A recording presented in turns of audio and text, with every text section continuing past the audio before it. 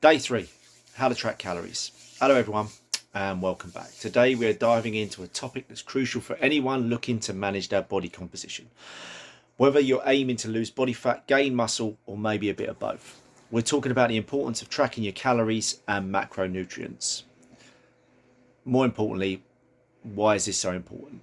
Well, let's break it down. Firstly, let's talk about calories. Every activity we do, from intense workouts to breathing, even sleeping, requires energy. And this energy comes from the calories we consume. Tracking calories helps us understand if we're eating too much, too little, or just the right amount. Back to the 3 bears again. But it's not just about calories, it's also about where these calories come from. And that's where macronutrients come in. Remember, we touched on these yesterday. So that's proteins, fats, and carbohydrates. Okay, let's go through a little reminder as to what they do. Protein, for example, isn't just crucial for muscle repair and growth. It also helps you feel fuller for longer, which can be incredibly beneficial if you're trying to lose fat. When you're on a calorie deficit to lose fat, adequate protein ensures you're losing fat and not too much muscle, which can be a common issue. Basically, when you go into a calorie deficit, your body will lose fat, but it will also look to strip away some muscle. If we have a higher protein diet, this can be reduced significantly. Okay, carbohydrates. Now, these are the body's main fuel source, especially when we exercise. They're not the enemy. They do get a bit of a bad rap because we can eat a lot of carbohydrates and then feel hungry afterwards, which can cause us eating more and more. But we do need carbohydrates. They're vital for fueling your workouts and your recovery. By tracking our carbs, we can ensure that we're energized enough for the workouts, and we're also getting enough energy to replenish our energy stores after those hard workouts. Finally, there's fat.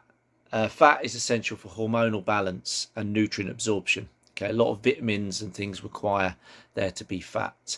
Fat can also make you feel a bit fuller as well. So again, that's handy. This can prevent overeating. Now, how does tracking all these help specifically with muscle mass and body fat? Well, here's the key. Balance and adjustment. Tracking allows you to adjust your intake based on your body's needs and your specific goals. If you're not seeing the results you want, having a detailed log helps you and possibly your nutritionist or trainer tweak your diet in precise ways. More protein might be added if you're losing too much muscle, or carbs might be adjusted to better give you energy for your workouts. Basically, we're going back to the whole kind of like sat nav thing. Say we're driving along the road, a sat nav goes this way. That way's not working. Maybe it's blocked. Maybe there's roadworks. We need to know where we are so we can adjust our route to get to where we need to be. Okay, by us recording what we do, or at least having a sort of knowledge of what we're doing, we can work out what we can adjust. Otherwise, we are literally just blindfolded, driving along, don't know where we're going. Okay, this level of detail helps tailor your diet to something that's not just a one size fits all, but perfectly suited to you and your body's unique needs. Okay, everybody's going to be different. I encourage you all to start tracking, even if it's just one meal a day to start. Understand what you're eating and how it affects your body and how you can adjust it to better serve your goals. Okay, how can we tweak it? How can we make it better? Remember, knowledge is power, and in this case, it's the power to transform your body and health. Tracking your caloric intake can be done in several practical ways, depending on your lifestyle, preference, and specific goals. Here are 5 effective methods to track your calories that can help you manage your body composition. Okay, so we can start off with the simplest one. The simplest one is to track just your protein. So you focus solely on tracking your protein intake for the day. So this is particularly useful if your main goal is muscle preservation or growth. Okay, it simplifies tracking. It's less overwhelming. It's pretty easy to do, and remember, we're sticking to that 1.2 to 2 grams per kilo of body weight. 60 kilos, you're probably looking to take between 72 and 120 grams of protein a day. That's quite a big band there. Okay. Number 2 is to track 1 meal per day. So start by tracking the caloric and macronutrient content of 1 meal per day. Typically choose the largest meal of the day, usually the evening meal. If you do this over the week, you're only tracking for 1 meal, so you haven't got the hassle of doing the whole day, but we should still get a nice little breakdown over the week. Okay, and then number 3, we've got track 1 full day per week. Okay, choose 1 day each week where you track everything you consume. This could be a typical day or a day where you feel your eating represents your usual diet. Okay, so pick an average day, a Wednesday or something like that. It eases you into the habit of calorie counting without overwhelming you. Again, you gain insight into the nutritional value of your most significant meal. Insight, not insult. Again, we're making it so you only have to track on 1 day. Okay, again, it's easier. So we're getting into a bit more tracking, holding it a bit closer now. We're going into using a calorie tracking app. So this would be something like MyFitnessPal, Lose It, or Chronometer. These apps normally have like a thing you can scan barcodes and things like that. They make it easy to track, but you do have to, I think you have to pay for apps now. They used to be free, but I think you have to pay for them now. But they are quite good. Obviously, disadvantage is you need to whip out your phone every time you eat. Okay.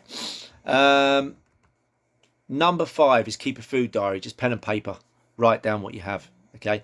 If digital tracking isn't your style, consider the traditional method of writing down everything you eat in a notebook. Include portion sizes and, if possible, the estimated caloric and macronutrient content.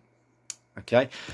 We generally are creatures of habit, and we generally only eat similar stuff over and over and over. So it may be a pain at the beginning to get the macronutrient content of stuff of foods, but trust me, over a week or so, you'll probably find that you're just putting in the same things in everything all the time.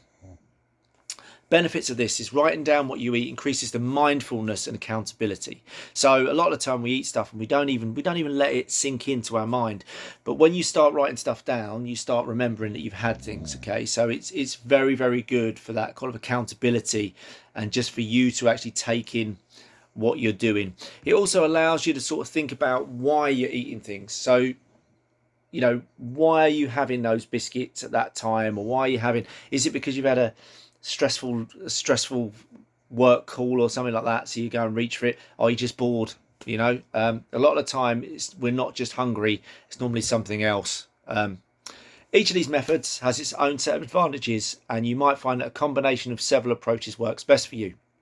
The key is consistency and accuracy in whatever method you choose, ensuring that you have the data needed to make informed decisions about your nutrition. Remember, tracking is not just about numbers, it's about understanding and managing your health better. So let's just do a quick recap on that.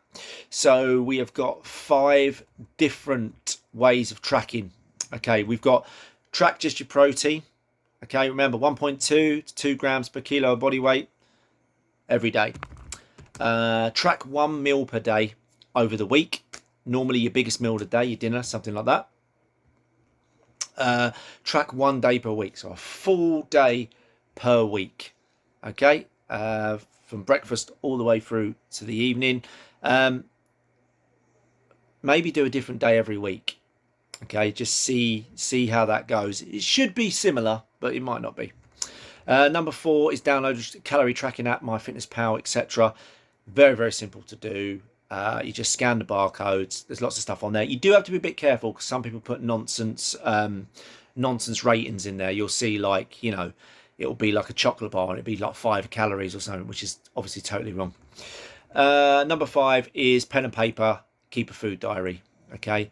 Again, it's a bit hassle in the beginning, but once you get going, it's normally quite simple. And that's about it